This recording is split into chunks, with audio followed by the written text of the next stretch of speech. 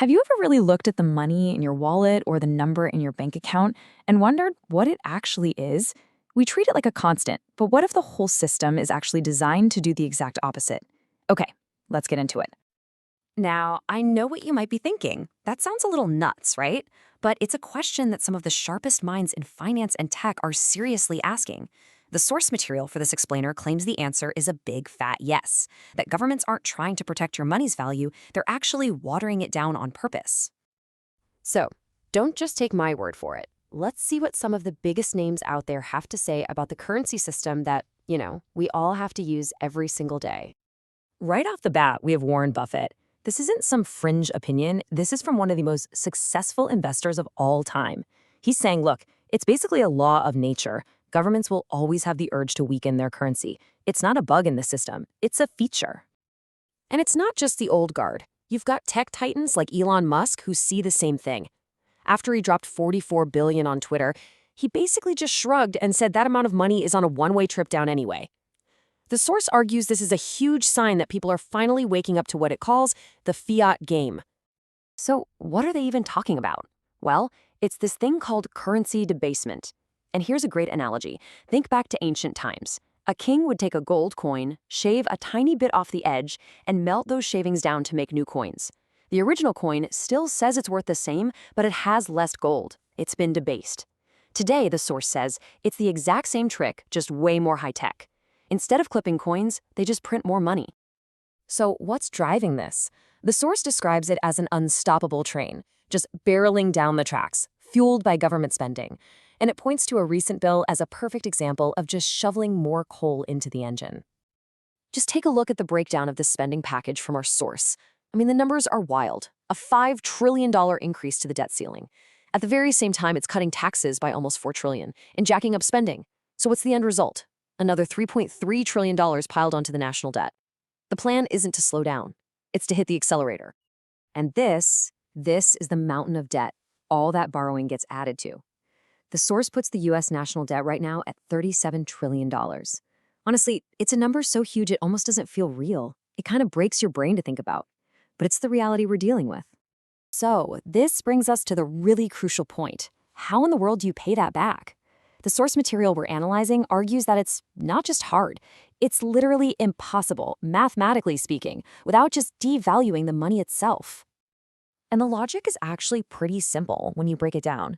The country's debt is already way bigger than its entire economic output for a whole year.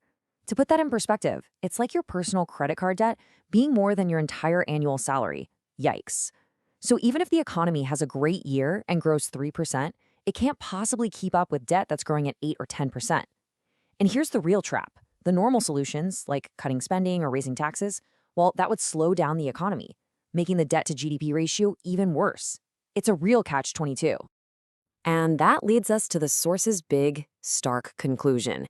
When you can't pay your bills the honest way, but you're the one in charge of the printing press, making each dollar worth less becomes the path of least resistance. It's basically a stealth tax on every single person who saves a dollar.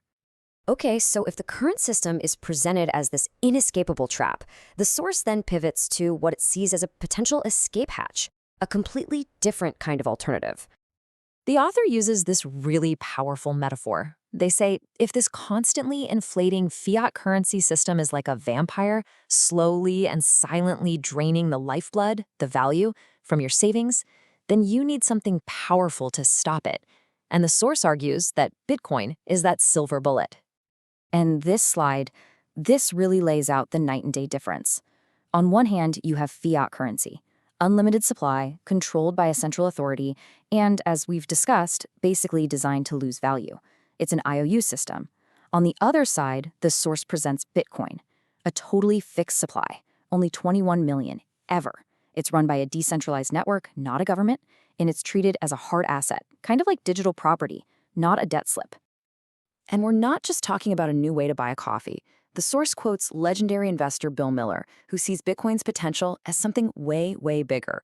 He thinks it could become the foundation of a whole new financial system, the best form of collateral on the entire planet. So, why does any of this really matter to you and me? Well, the source argues this isn't some nerdy debate for economists. It's about the very foundation our society is built on. This is the grand thesis, right here. The argument is that when your money is designed to fail slowly, it warps everything. It changes how people save, how they invest, how they plan for the future, and according to the source, it creates a sense of hopelessness, especially for younger people who feel like they can never get ahead. And that's the final provocative question this explainer leaves us with. If money is the very measuring stick we use for all economic activity, what happens to a society when that measuring stick is fundamentally broken? By the way, if you want to check out the original analysis, you can find a link to the source in the description. And to keep learning with us, please follow, like, and share the podcast What Bitcoin Taught Me, and follow us on Twitter/X, Nostril, Blue Sky, Threads, Instagram, Facebook, LinkedIn, Spotify, and now YouTube.